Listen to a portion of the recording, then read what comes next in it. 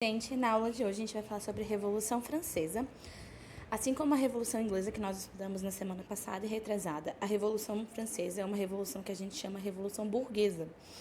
Isso porque a burguesia estava ganhando um poder muito grande nessa época. Desde aquela época que a gente viu do Iluminismo, com o final da Idade Média, começo da Idade Moderna, esse grupo social começou a ter um papel muito forte dentro dos países, dos reinos. E aí, para falar um pouco sobre a França antes da Revolução, a sociedade era conhecida como Antigo Regime, isso porque eles ainda tinham muitos valores feudais, em que o senhor feudal tinha um papel muito importante, você tinha feudos muito grandes ainda. Assim como outras sociedades, o governo era absolutista, ou seja, o rei tinha um papel muito importante, um papel principal, onde ele tomava as decisões muito centralizadas. E as classes eram divididas em ordem, onde poucos tinham privilégios. Então, aqui na direita, a gente vê todos os estados franceses da sociedade. O terceiro estado, que é o homem que está abaixado de bengala, carregando o primeiro e o segundo estado nas costas. E aí, falando sobre a pirâmide social antes da Revolução, ela era dividida em estados. Então, o primeiro estado tinha 0,5% da quantidade de pessoas da sociedade francesa, o segundo estado 1,5% e o terceiro estado 98%, sendo então o maior estado de todos. E daí falando sobre o terceiro estado era um grupo bastante heterogêneo, composto da alta burguesia, banqueiros, industriais e grandes comerciantes, da pequena burguesia, banqueiros, comerciantes, funcionários públicos, profissionais liberais, pelos trabalhadores urbanos, que eram chamados de sans-culottes, pelos trabalhadores rurais, que eram camponeses livres e servos, e eles formavam a maioria da população francesa. Eles eram obrigar pesados impostos e eles sustentavam todo o estado da França, suas guerras e os imensos gastos da corte. Então, aqui tem uma imagem, gente, ó. Essa pessoa aqui carregando a bola nas costas é o terceiro estado, e essa bola representa a monarquia francesa. E aí, do lado direito e esquerdo, a gente tem o primeiro e o segundo estado sendo representado.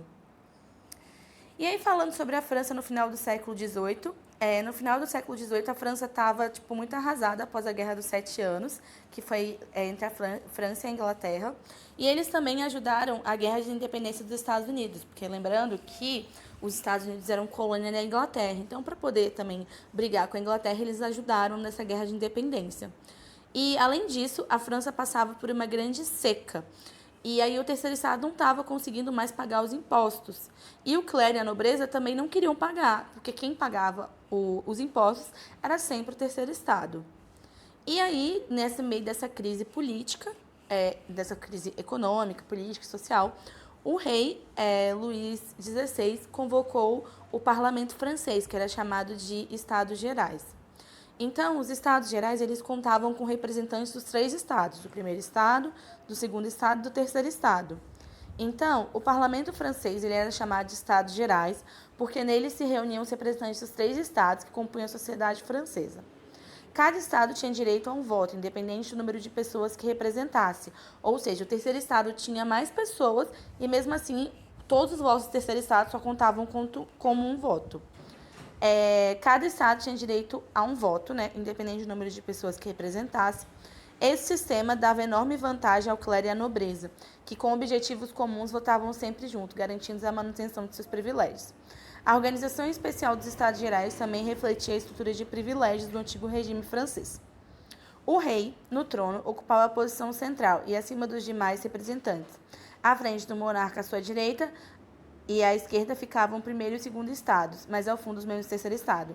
Então, no centro a gente tem o clero, o rei, ao lado dele o clero, o príncipe, o terceiro estado que vocês estão vendo que é a maioria, mulheres entre o público e a nobreza. E daí, o parlamento, após essa convocação do rei Luís XVI, ele se reuniu no Palácio de Versalhes em 5 de maio de 1789. Na abertura dos trabalhos, o terceiro estado exigiu a substituição da tradicional votação por estado pela votação por deputado.